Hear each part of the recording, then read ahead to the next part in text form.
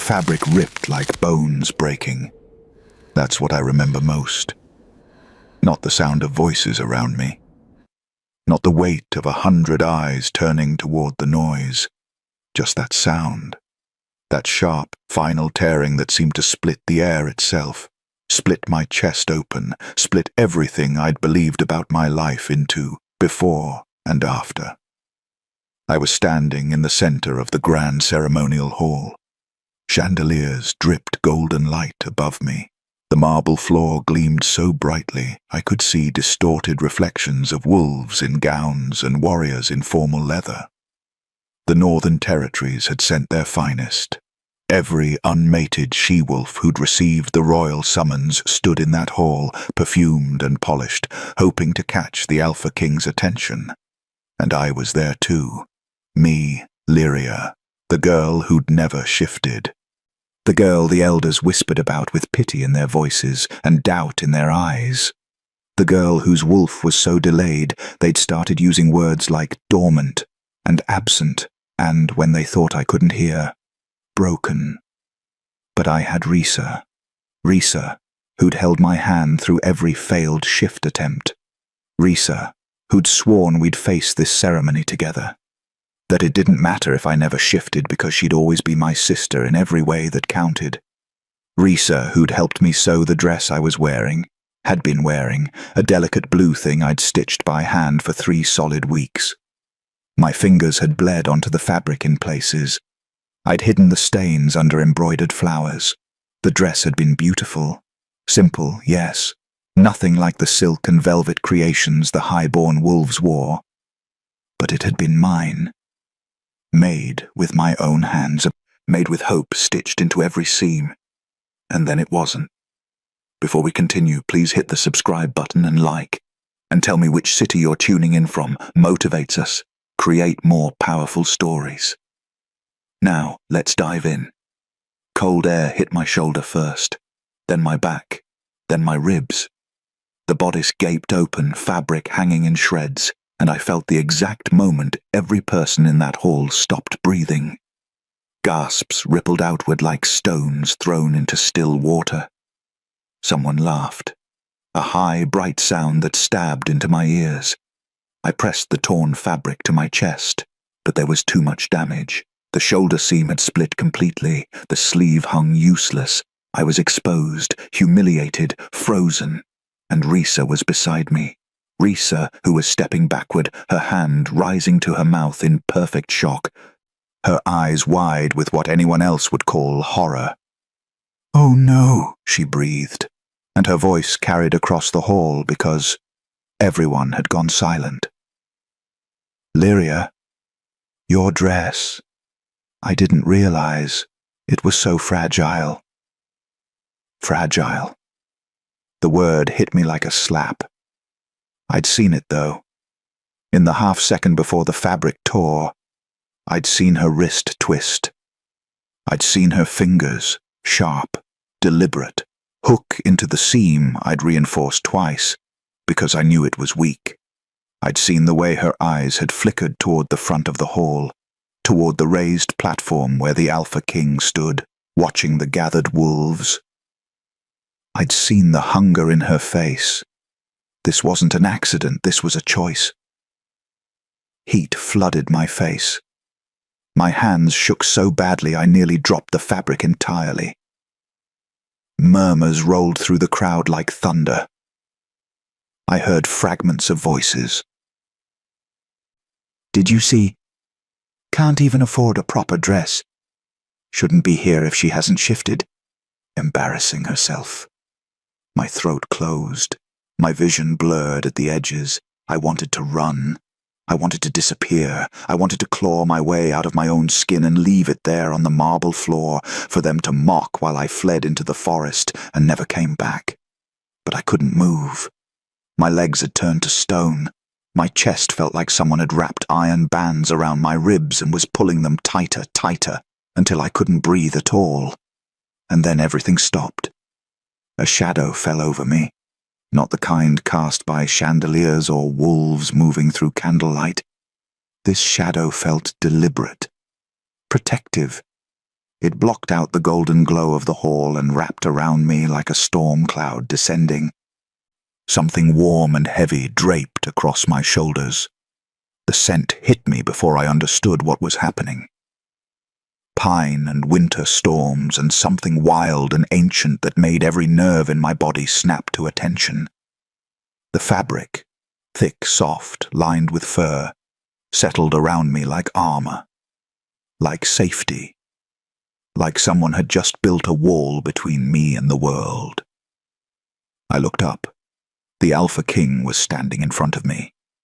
Kalen Vorin. I'd only ever seen him from a distance before tonight. During territorial gatherings, he'd been a figure on a distant platform, untouchable and cold. The elders spoke his name with reverence and fear. The warriors spoke it with awe. He was the strongest alpha the Northern Territories had seen in generations, unmated, unclaimed, impossibly powerful. And he was fastening his royal cloak around my shoulders with hands that moved gently, carefully, as though I were something precious instead of something broken.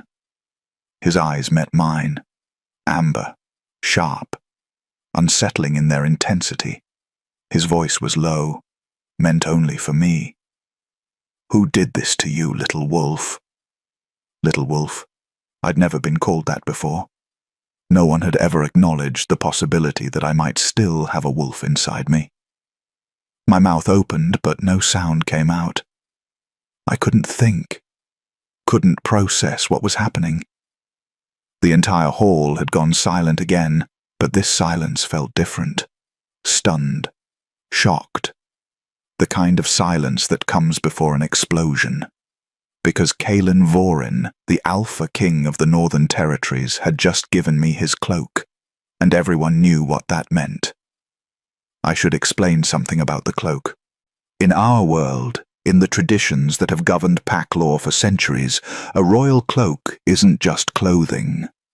It's a claim, a protection, a declaration witnessed by everyone present that the person wearing it is under the Alpha King's direct protection. No one touches someone wearing the royal cloak. No one challenges them. No one harms them. To do so would be to challenge the king himself. I didn't know this at the time. I was too shocked, too overwhelmed by the warmth of the fur against my skin and the weight of his presence in front of me. But I felt it. I felt the shift in the room. The way the air itself seemed to change, growing heavier, charged with something dangerous. Kalen's hand lingered on my shoulder for just a moment. His thumb brushed against the torn edge of my dress beneath his cloak. Then he turned to face the crowd. His dominance flooded the room like a physical force.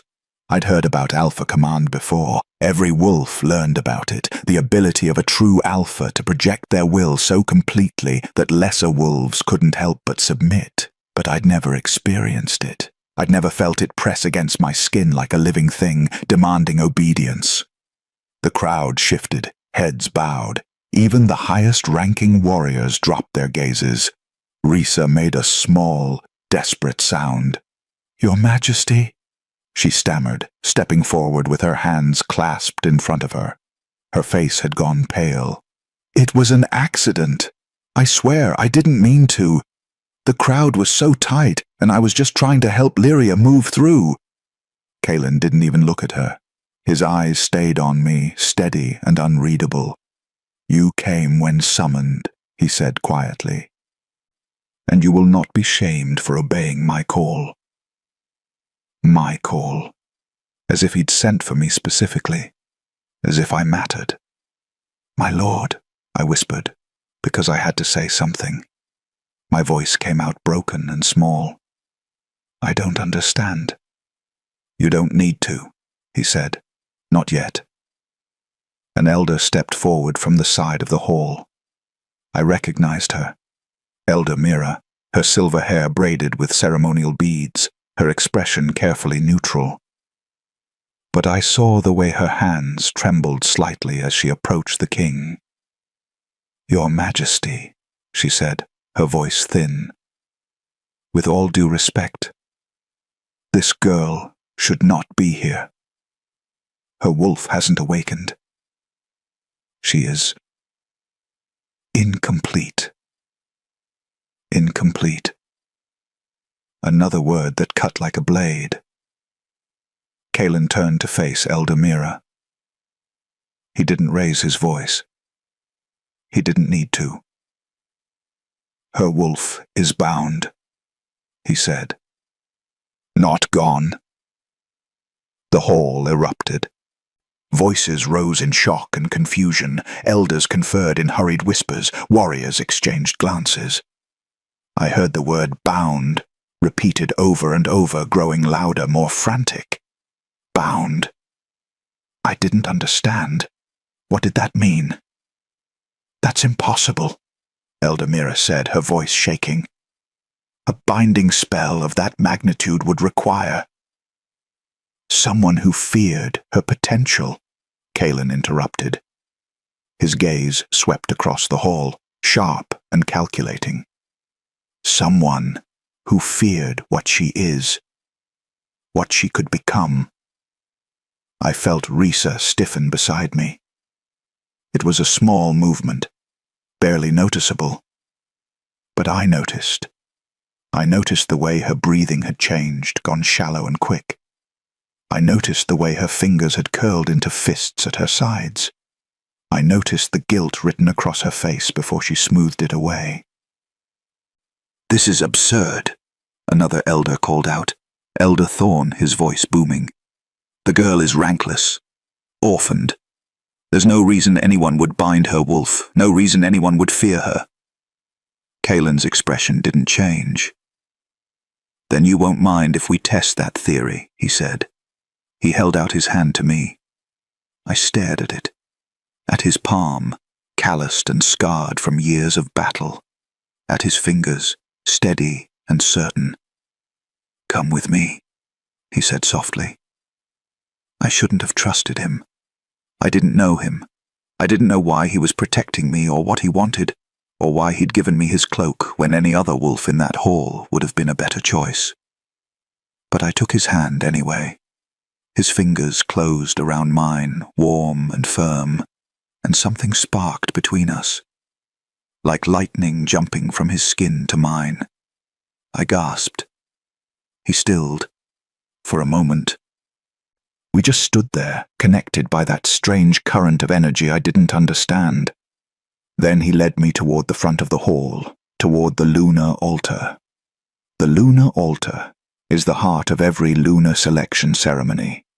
It's an ancient stone platform carved from pure white marble, inscribed with runes so old no one remembers who wrote them. At its center sits the lunar stone itself, a crystalline sphere that glows with captured moonlight. The stone is said to recognize true wolves, to respond to their presence, to reveal their strength. During a selection ceremony, unmated she-wolves approach the altar one by one and place their hands on the stone. The stone reacts to their wolf, showing the strength of their bond with their animal spirit. A strong reaction, bright light, resonating energy, indicates a powerful wolf. A weak reaction suggests the opposite. No one had expected me to approach the altar at all. I hadn't shifted. I had no wolf to test.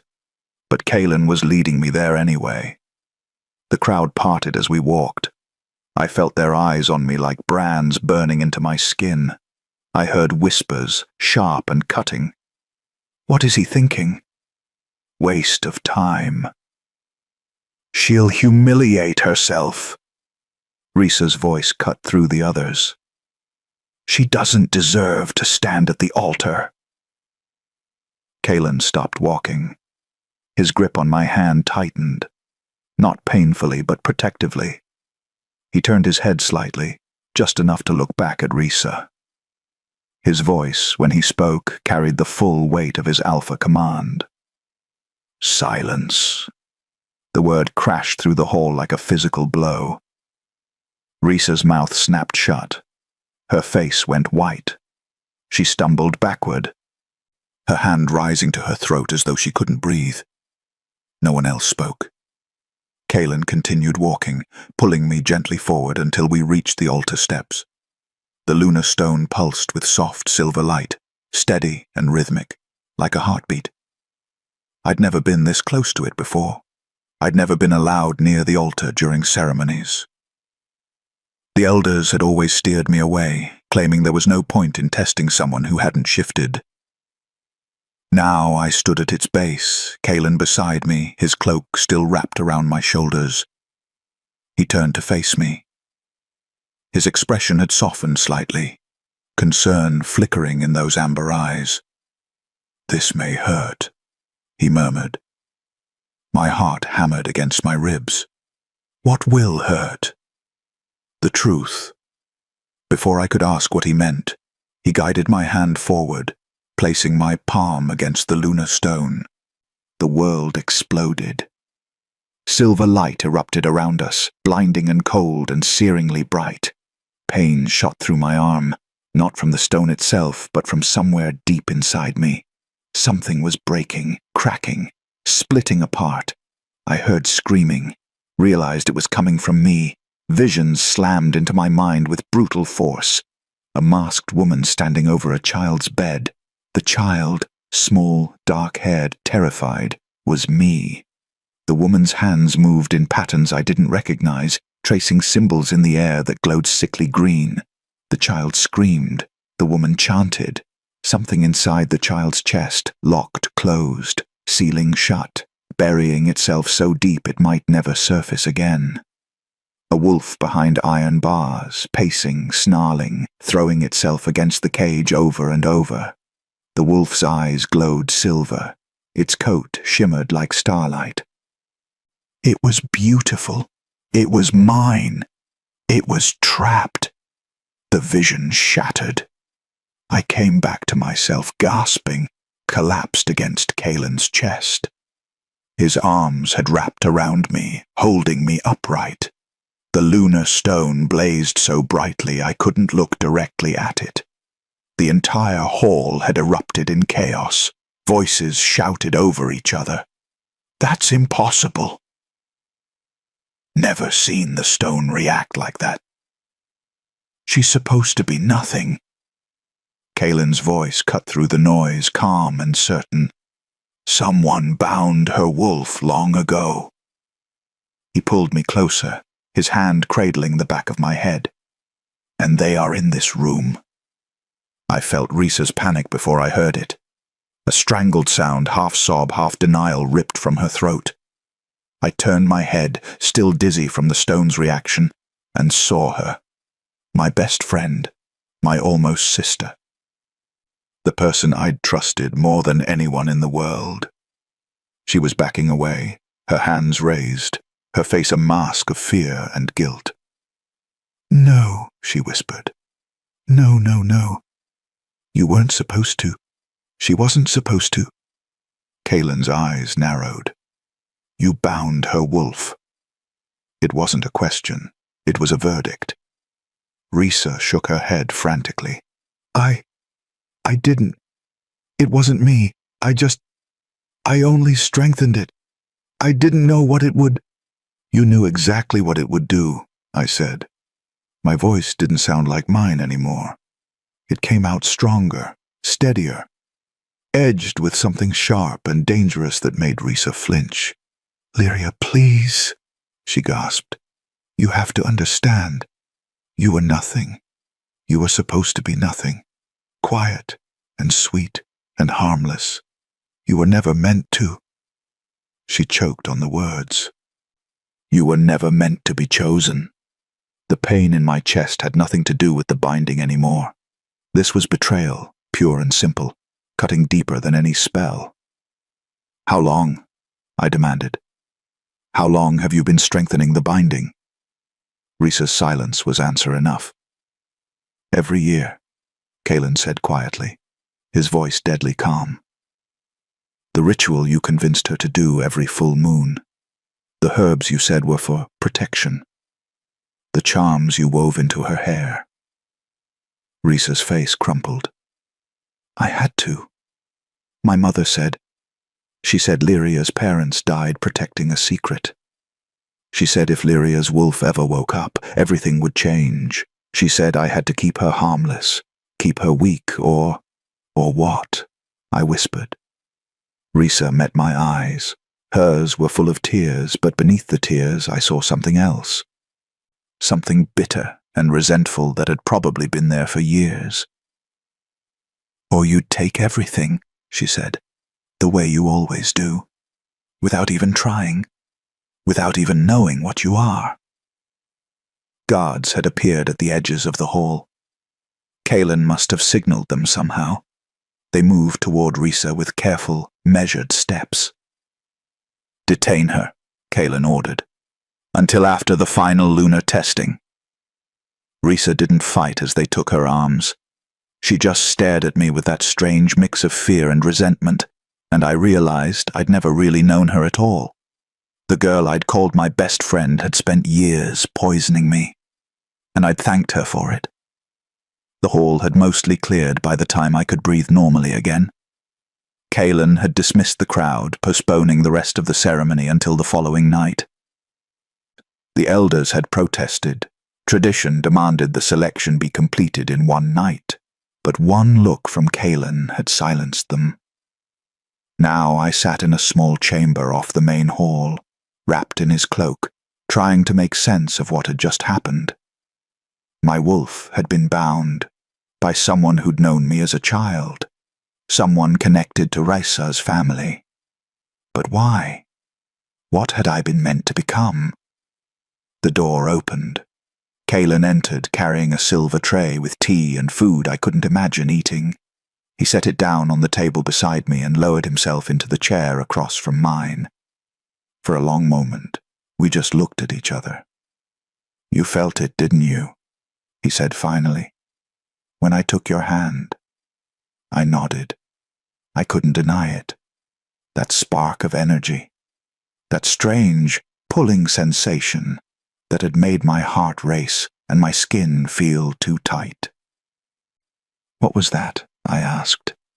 A mate bond, he said simply. Beginning to form. The room tilted. That's not possible, I whispered.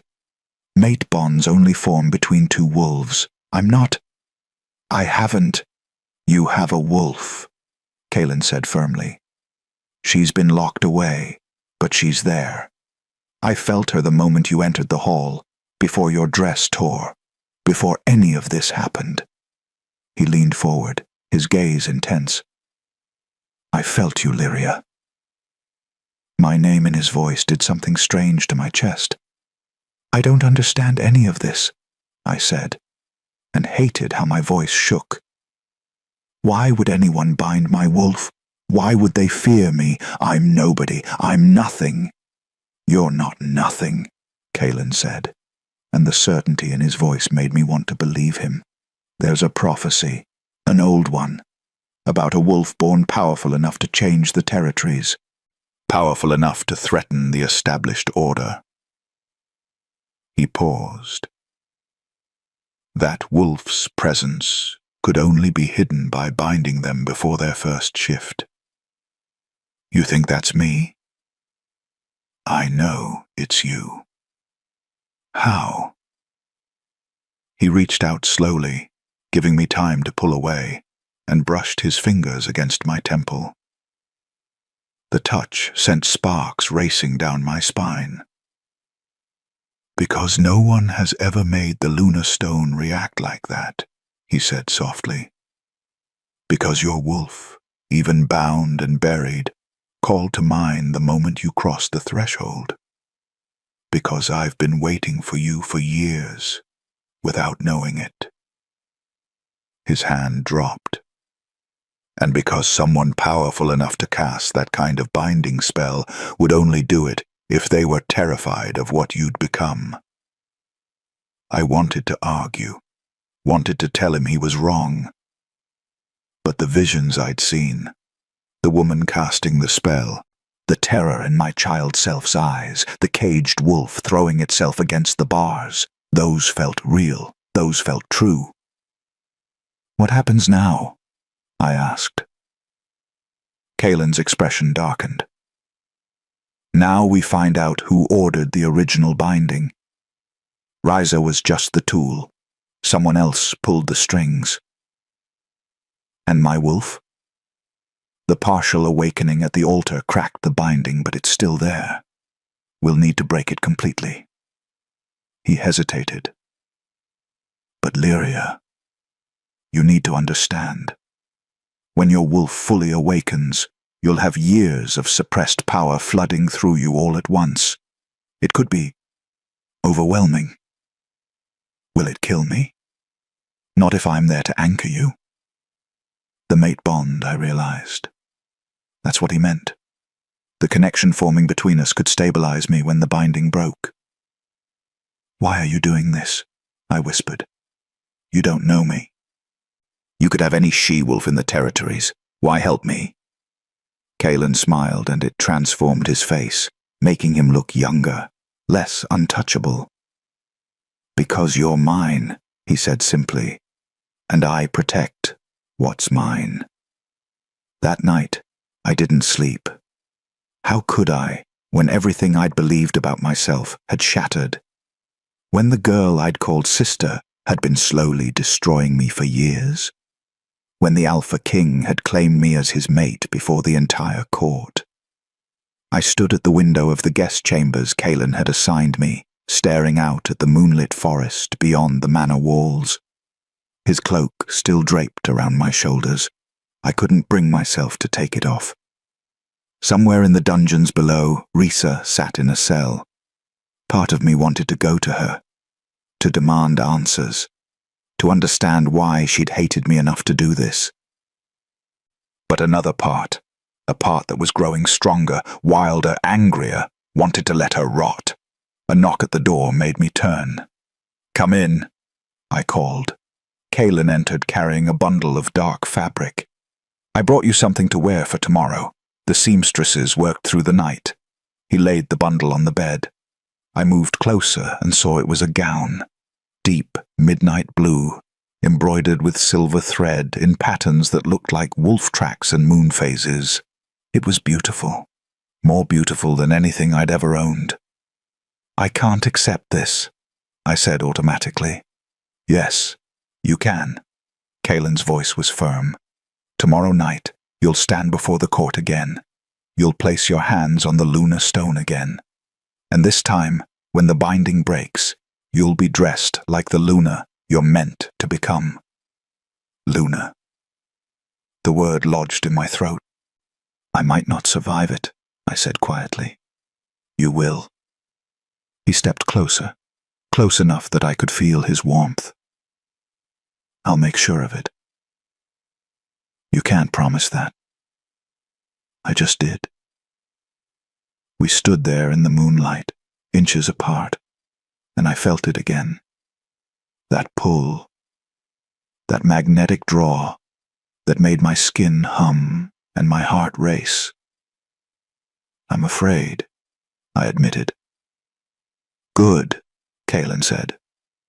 "Fear means you understand the stakes. Fear means you'll be careful." His hand came up, cupping my cheek with surprising gentleness.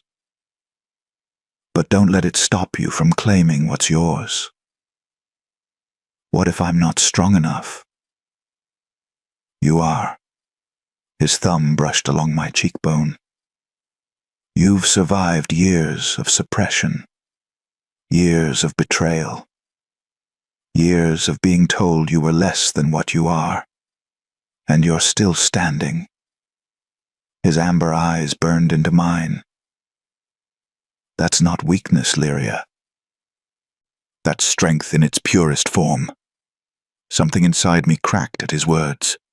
Not painfully, more like a seed splitting open to let new growth emerge. "Tomorrow," I whispered. "Tomorrow I'll know what I really am." "Tomorrow," Kaelin agreed. "The world will know." The next evening arrived too quickly, and not quickly enough.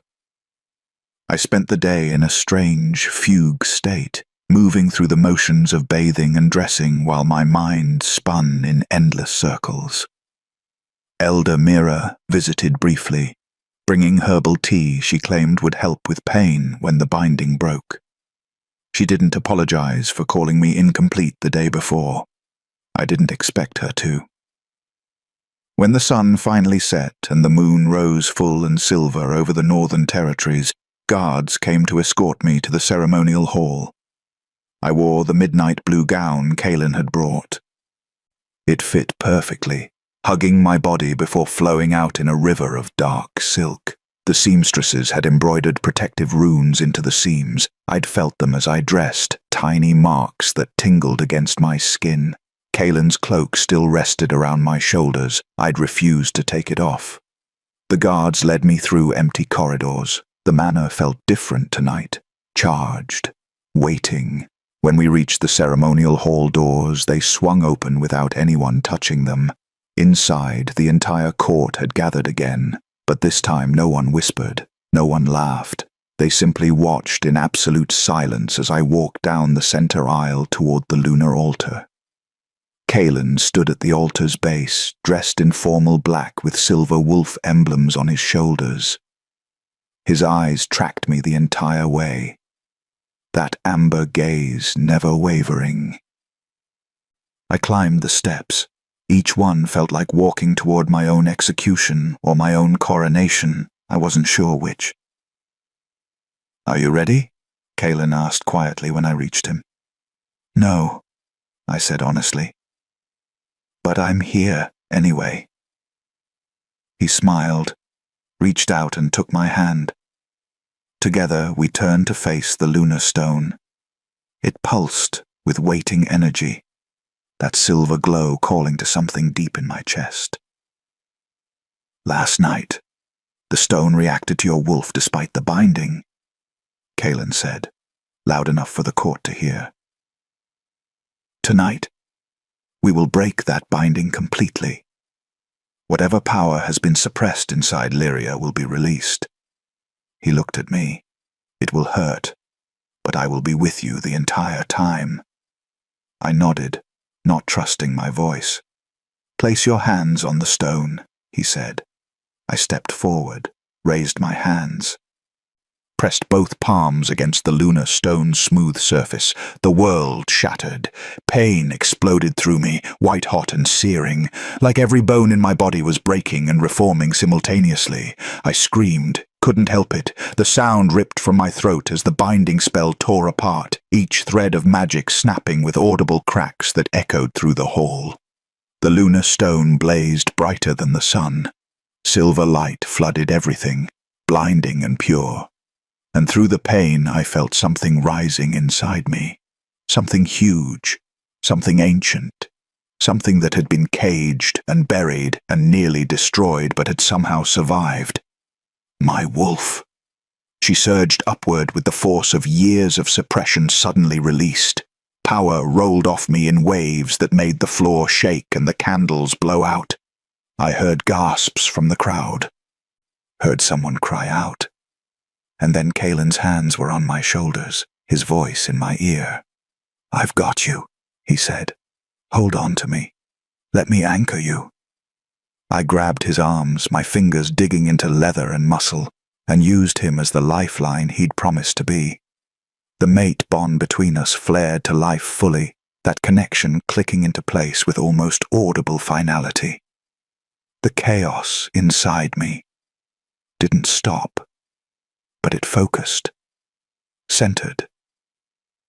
Instead of tearing me apart, the power began to settle into my bones, my blood, my very cells. I gasped, opened eyes I didn't remember closing. The hall had gone silent again. Everyone was staring, but not with mockery, not with pity, with awe. I looked down at my hands. They glowed with silver light. My skin seemed to shimmer with residual magic.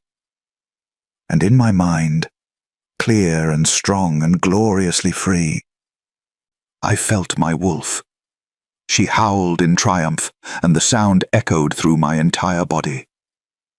"Lyria," Kaelin breathed. I turned to look at him, saw myself reflected in his eyes. My own eyes had changed. They glowed silver now, bright enough to see even in the well-lit hall. "I remember," I whispered. Kaelin's hands tightened on my shoulders. "Remember what?" "Everything." The memories were flooding back now, unlocked along with my wolf.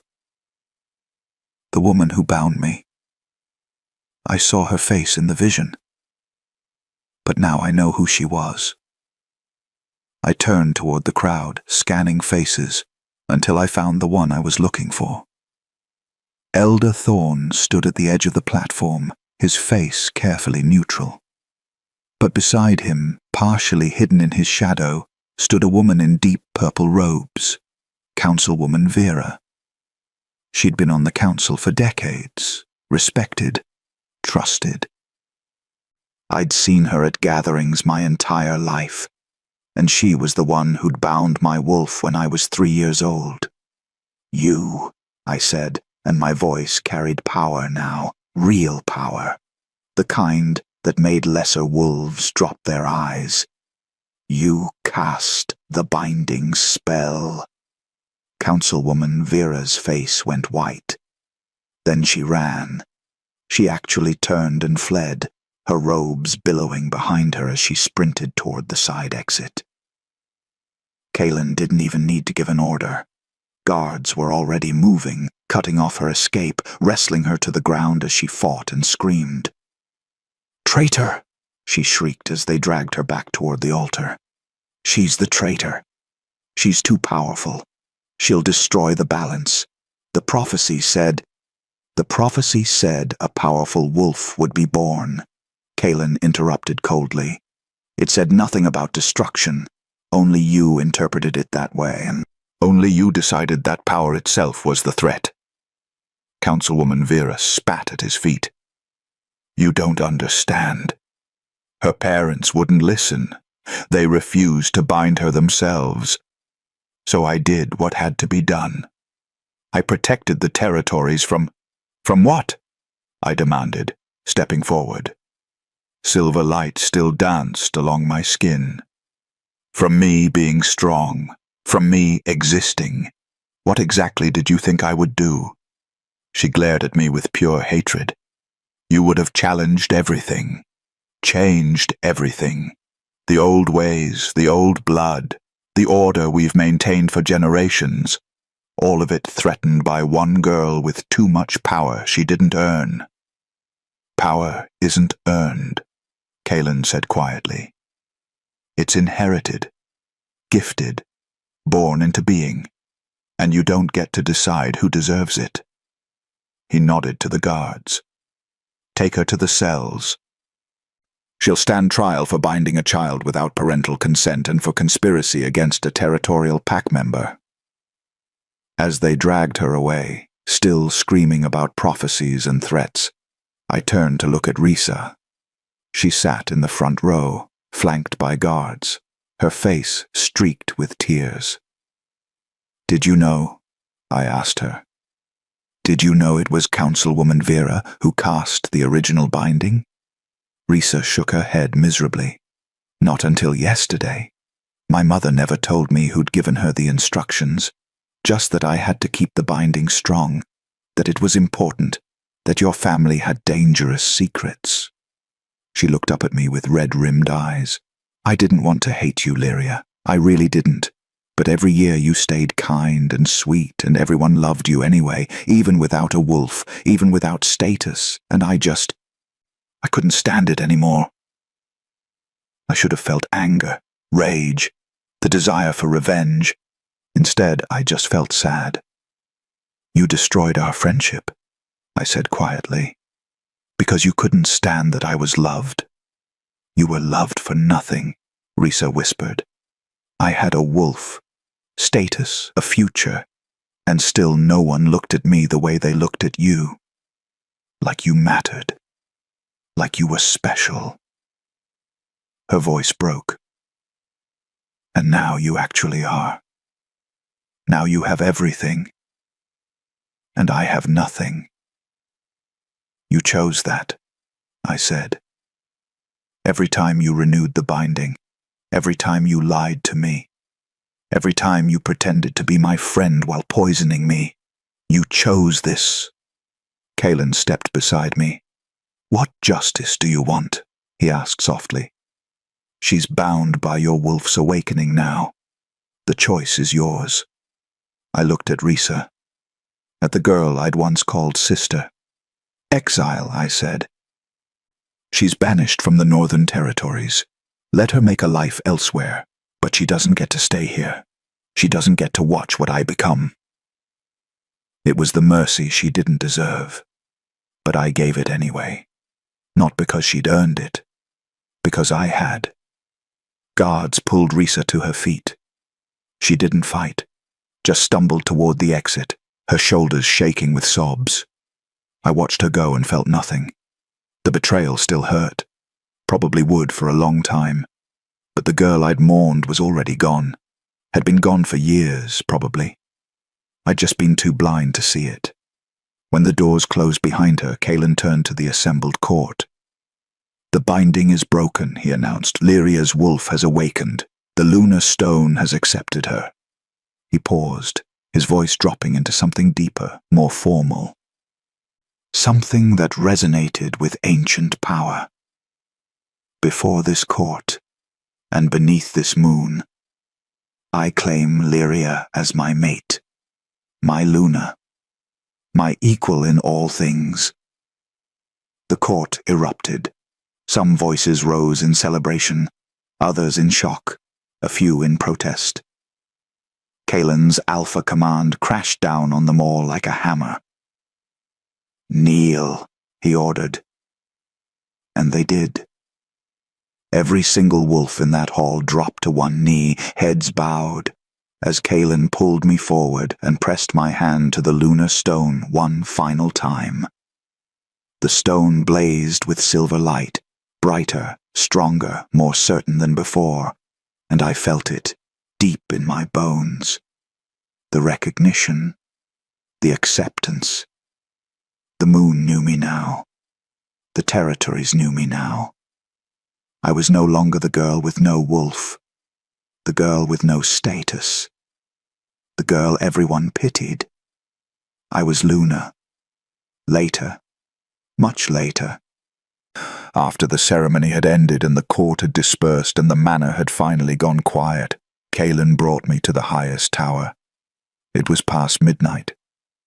The moon hung full and silver above us, so close it felt like I could reach out and touch it. My wolf stirred contentedly inside my chest. After years of silence, I could feel her constant presence now. Her thoughts brushed against mine. Her strength flowed through my veins. "How do you feel?" Kalen asked. I considered the question. "Different," I said finally. "Like I've been walking around only half alive and I didn't even know it until now." "That's what binding does," Kalen said quietly. "It doesn't just suppress the wolf. It suppresses everything that makes us whole." I leaned against the tower railing, breathing in the cold night air. My parents died trying to stop the binding. It wasn't a question. I'd seen that truth in the memories that had returned with my wolf. "Yes," Kalen confirmed. "They fought Councilwoman Vera when she tried to bind you. They died protecting you, but they couldn't stop her completely. She still managed to cast the spell. With Risa's mother's help, yes. And then she ensured Risa would maintain it, year after year, until you were too weak to ever be a threat. Except I'm not weak anymore." "No." Kalen moved to stand beside me, his shoulder brushing mine. "You're not." We stood in comfortable silence for a while, watching the forest stretch out beneath us. "What happens now?" I asked. Now you learn what it means to be Luna, how to use your power, how to lead. He glanced at me. How to be my equal. I don't know how to be any of those things. You'll learn. What if I'm terrible at it? Kalen laughed, a real laugh that softened his features. Then you'll fail and learn and try again.